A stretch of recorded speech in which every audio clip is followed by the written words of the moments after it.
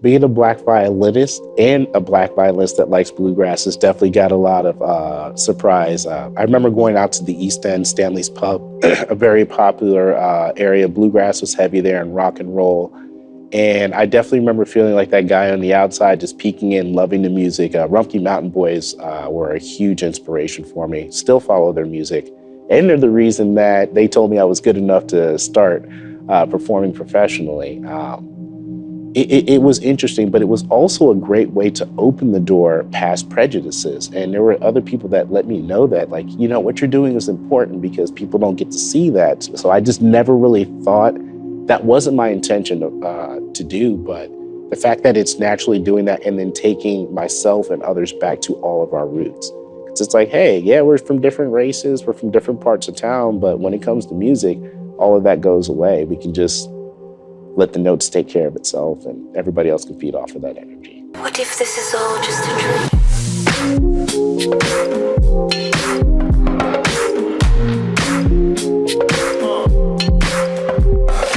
My name is Preston Bell Charles III, and my art piece is Divided Roots, Seeing is Believing, and I'm actually native born to here in Cincinnati, Ohio.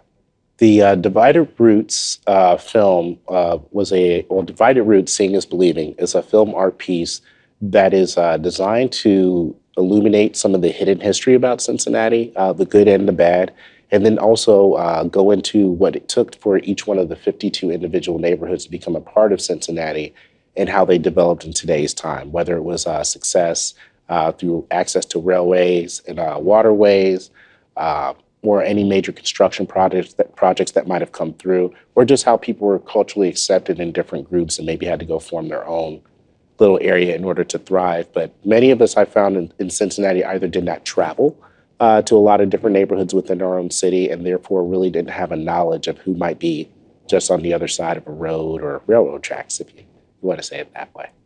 So the intention of the film is to get people to travel from their neighborhood to another region. Just giving an example, I was riding the streetcar the other day, a few days before coming down to the Freedom Center, and two young gentlemen who I assumed lived downtown, they were just talking amongst themselves, and we had gotten to a certain point on the streetcar just north of Central Parkway, and they started discussing how they had never been that far north or that far up. And I'm just like, wait, you live downtown, but you've never taken a free streetcar closer to Findlay Market.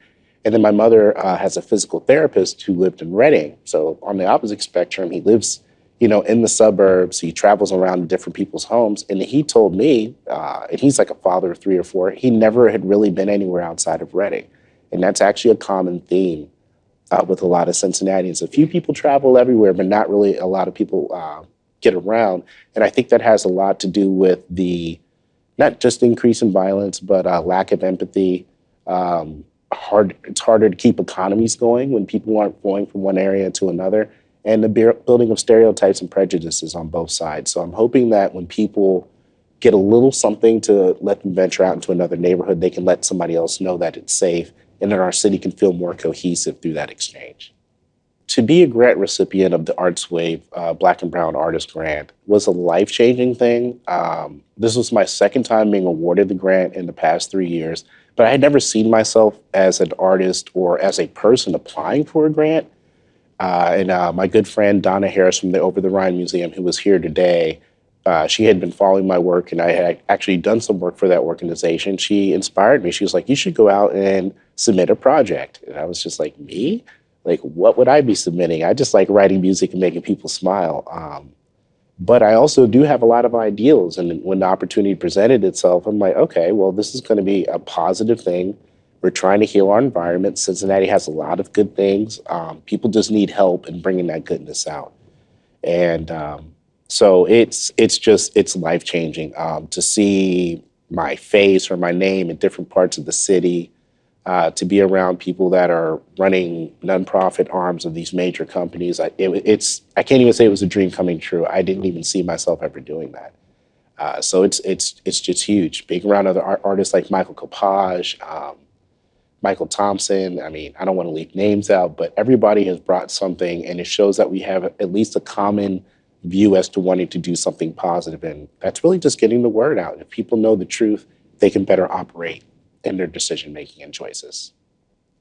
The way that my film fits into the theme of truth and healing for the showcase, well, one, just like the people I was trying to reach out to in greater Cincinnati, I had to really humble myself and realize, one, I don't know everything about every neighborhood. I didn't even know certain neighborhoods existed. But then through going through the research and then discussing with other people around Cincinnati, like, hey, did you know this? And everybody kept saying no. I'm just like, okay, well, this is at the library. This is, I didn't have to go on a special YouTube channel. So the truth was illuminating things to me. Like, I didn't know how the neighborhoods are formed, what makes a Black neighborhood, what makes a white neighborhood or a Hispanic neighborhood. And I think that the actual facts and artifacts speak for themselves. The fact that we're in a different time where those things aren't being created or necessarily destroyed, we can have a little bit of a springboard to maybe say, like, okay, well, what do we do going forward? And the best way to know what to do going forward is to have the most input from a wider range of people to see how it can boost everybody's world. So the healing will really sink in. One, it'll help with Northern Kentuckians. There are many Northern Kentuckians who won't cross the bridge because they feel Cincinnati is dangerous. I know that it is a major city and that there are things that happen, but as a street musician, which is another way that I deliver art, I have not really been in too many direct violent situations or anything that would be unexpected outside of a dense population. And then in combination with having a strong passion for mental health, I try to look at why these things happen and what can be done to prevent them in the future. So really, people getting to know each other helps reduce stereotypes, introduce new ideals. Some people in the city are very helpful, but they don't know how their help can be utilized. So, and also when people don't know what's outside of their neighborhood, they end up locking themselves into a mental, physiological, almost like a prison. If there are no job opportunities in your neighborhood, well, then maybe you need to go to another neighborhood to find job opportunities. Or did you know that the bus goes there? Every place in the film, the Metro bus goes to deliver transportation. So it's really just a hope that in some small way of people interacting, and this goes through my own personal life. I've been to every neighborhood except for two, which I found out in the documentary, but now I've been there. And I found success in meeting kind people, people that I can familiarize with, people that were supportive and I would have not known unless I would have ventured out and sought those opportunities. So some of the more surprising facts that had come out from my research was one, that there are major indigenous, earthworks that are here in the city. Some are in the center of the city. Actually, our Fountain Square was built directly on top of one. I'm not saying the intentions behind that, but all throughout Ohio, the Indian mound builders had a lot to do with the roads that were initially laid here that we still use today. Like Ridge Road was an indigenous trail that people travel that goes right through the Pleasant Ridge community, and it extended all the way to Reading. As a kid, I've taken that road to Reading, but I never would have thought in my mind that, wow, so Native Americans were already using this trail, but that kind of makes sense when you look at world history. And there's another group that moves in where another group was. They usually build on top of what was already successful. So our success actually should be attributed to the indigenous population. And I don't feel that our city does, not through any fault, but enough to acknowledge that and bring us close. We do not have 7 hills here in Cincinnati. That is a myth. There's really just, we're almost like Appalachia. There's a lot of hollers. They don't want to call them that, but each neighborhood is kind of in this valley ridge until you get to the outer ring. Another thing was that through the federal housing programs, which nowadays are predominantly filled with the Black population, they were not intended for the Black population. And there was a high level of segregation when it came to public services and federal funds in our city that I don't think people were really aware of either. So I think in painting or illuminating some of that history, it really would help people, again, have that springboard to hop off of. Trying to think of another interesting fact without giving too much away. It's just the way that I was able to do the 52 neighborhoods. I didn't want to go alphabetical order. So I went chronologically, and our city was built in chunks. There were 6 original neighborhoods that were considered to be Cincinnati, and then few year gaps, and every the neighborhood was just kind of formed in that way. But a lot of the successful neighborhoods had access to personal railways or directly to the river, and the transportation that was heavily used back then. This is my second big one. The first one was actually through the Truth and Reconciliation grant, which was as well through the ArtsWave Black and Brown Artist Program, and that was 2 years ago in 2021. Well, the reason why I had chosen film for this project is that music, especially since I don't sing, it does have its limiting effect. Somebody else would have had to put it into a visual medium, but really just to shed light on the flags that each neighborhood has to give itself identity and to make it easier, I think, to digest. I wanted it to be something that it could be observed in maybe a 5th or 6th grade classroom up until a high school level. And it'll be released online through YouTube, and I know how visual things really wrap people into information. So it's really in hopes to make sure that it can reach the broadest group of people and be most accessible. My genre and the approach, it's really called contemporary looping on the violin. That's the official name. And it came about, I grew up in the classical realm, always loving classical music. I used to check out tapes from the library. And that's how I was trained in music. Give thanks to Miss Gloria Wallace, who stuck with me all those years. But when I had gotten further on, I, of course, learned that orchestras are very difficult to get in, just like trying to join an NFL or NBA team. So I didn't see myself in that route. But I loved music and how it affected people. So I just started going out, playing with the family at different events, things like that, weddings of coworkers. And then when I got my first pedal, it was a DD7 by Boss. That changed everything. I was able to record what I was doing live, do simple things over it. And when I exposed that to the city, people really loved it. So I became somewhat of a live composer. I can go into an environment, feel the mood, and then try to amplify the ambience of that just through the expression of music. So that's kind of what developed to my career today. And being able to write some scores, not just for this film, but I had done something for Michael Copage a year or two ago, Cedric Michael Cox, and other works for museums outside of Ohio as well, to just add a little bit of a musical element to history or an expository. With the creation and the style, looping is a big portion of it. And music always starts with a beat, something that gives a person a timing. If it's really fast, it's usually going to be a high energy. If it has a slower pulse or a heartbeat, a little bit more deeper in emotion, sometimes even melancholy. So I start off with that beat, and then with the use of my pedals, I could convert my violin into a bass or a cello, and then I would lay that second layer of music.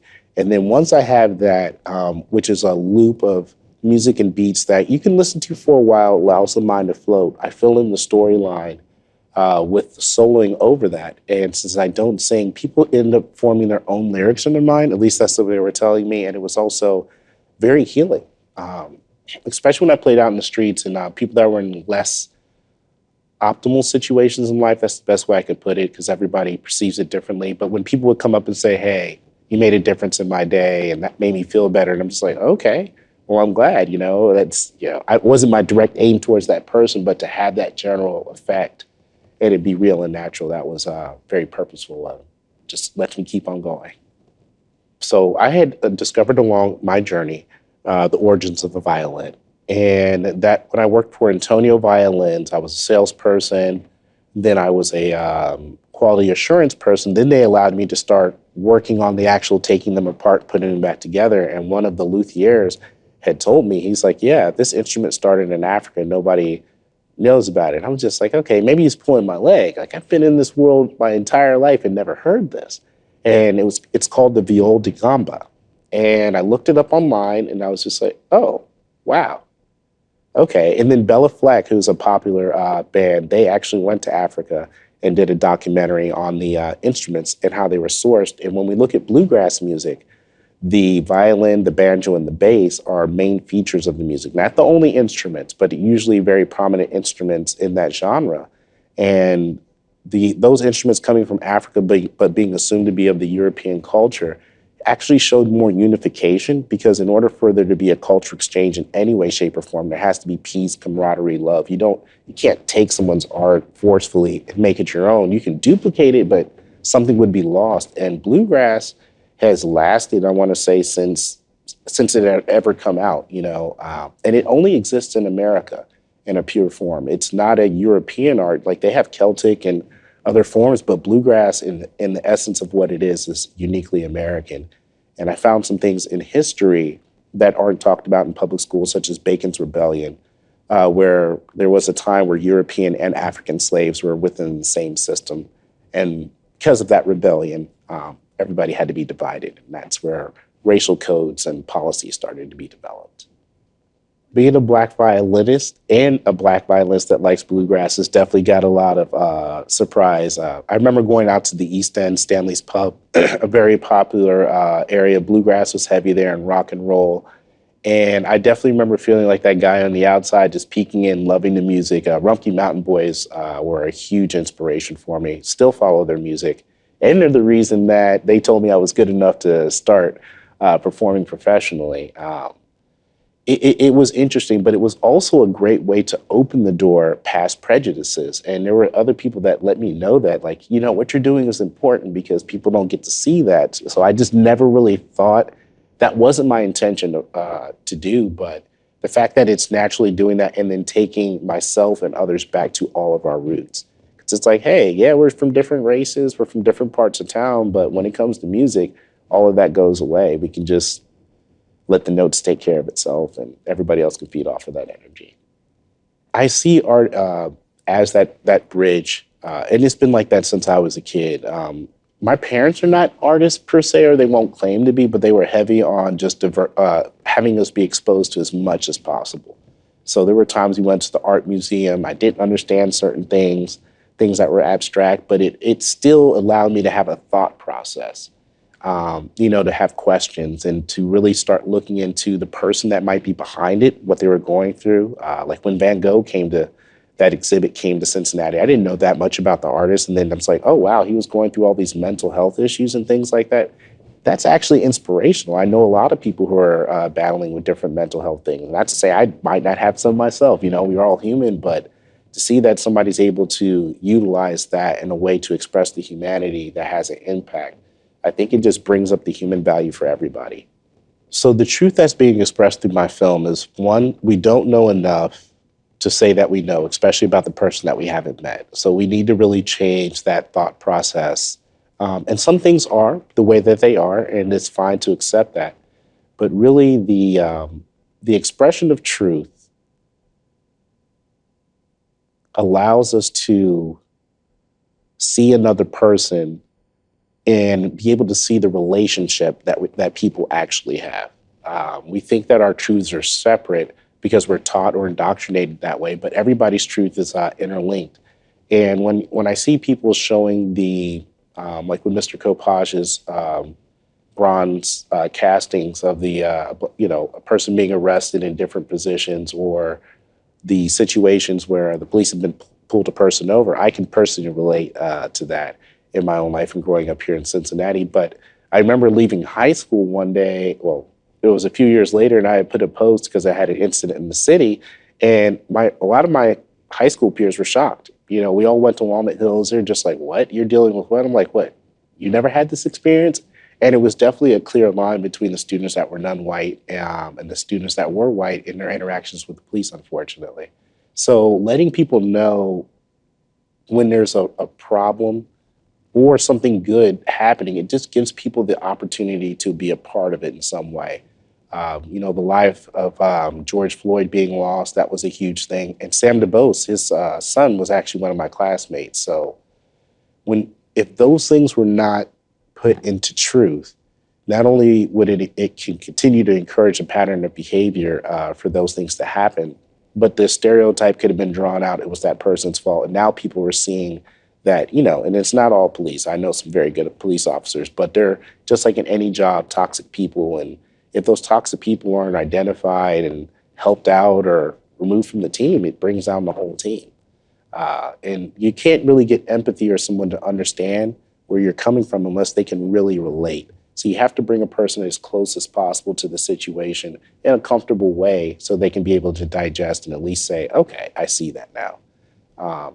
And that ties even to me going to Appalachia. When I decided to leave Cincinnati, because I was like, all right, this music thing is not going well. I don't think people want to listen to it too much. And then I had this calling to go out there. My family thought I was going to die. They thought I was crazy. You left your corporate job. Why would you go out to the mountains? But I still look back at that as the greatest experience that I had. Met some of the greatest people. They taught me about the history down there. And unfortunately, but fortunately, it was a little bit less racist in the Appalachia part of the country than it was here in my own hometown. So right around the time where my son was about to be born, it was a really strong, I don't know if the proper word, it was just a strong drive to want to come back and do something in a city like Cincinnati to make a difference. Because the people out in Appalachia, they're some hard fighters. They know about all the social issues. And I was just like, wow, okay, we got showed up. They were using dial-up internet. And I was just like, wow, it just blew my mind. So if I can go to Appalachia with no connections, and I went literally by myself, no friends or family, and not only make it out safe, but actually get great attributes to myself as a human being, I mean, it has to work the same way for others. And that also is exemplified in the film. Like, I've been in every neighborhood. People try to say I play everywhere now. I'm still humble about it. There's places I haven't played, and anywhere that I do get to perform, it's a blessing. But my success came from getting to know people. If I didn't know people, I don't see how a lot of things would have happened in life. If there was one thing I would want people to remember, I'll try to say that in three different layers. About the film, I would want them to remember the most important fact that they did not know previously, and then go dive into that deeper for themselves and see what else they can find and what else they can express for their community. Just about myself as a person, I'm just a regular Cincinnatian. My parents are from they're not from Cincinnati, but so I'm a first native born, but I again have found the strength and just the beauty of Cincinnati in getting to know my fellow neighbors. And that's what got me here today to be at the Freedom Center and doing these type of projects. And then when it comes to my music, if you need something that's out there that is not telling you what to do or how to be, I do feel it's a blessing to do this music, but it is very healing. It allows the mind to relax because we are overstimulated with a lot of other things that we don't even have the choice to receive. And I believe that music, it does have a very strong power along with the rest of the arts, but to really drive the culture of humanity. The non-use of lyrics, like once lyrics are applied, it like narrows the band as to what a person can relate to. Like, for instance, Taylor Swift, great artist, great, but the lyrics don't relate to me. It doesn't mean that her music's definitely very positive. I met all the Swifties, and it was just like, okay, you guys are a great crowd of people. Like, I'll do live performance anytime for you all. But we're made of energy in a basic form. I also work in the funeral world, so it goes to, how would I describe it? Christianity was the main, I guess, base of that, hearing that the world was created through sound or through the word of God. And the first thing that we can do before we have words is actually just make noise. And music is just organized noise that people find agreement to. And I see how music can divide people. People will wear their music literally that they listen to. You can see if somebody listens to only punk rock or only this, only the hardcore hip hop, and they emulate that. So when music is intentionally made to be good, to see how that can emulate through a person in their own individual personality, it'd be cool. Not somebody trying to force somebody to be a part of a club. Yeah, we're made of water, so any energy that's added or taken away from water scientifically changes its position, not its properties all the way, but you can pollute water or you can help it clean itself out. So I try to, in a good way, the vibrations are supposed to shake out the bad. We have cell phones, you hear hip hop, and all these different things, just negative lyrics that are out there, and that affects a person. You can't. What did they used to say? Hear no evil, see no evil, do no evil. So in that kind of a reflect, the energy that comes out of the amplifier, it permeates through a person. And I mean, every time I hear music, I get some sort of an emotional response. So I'd just like to believe that'd be true with others.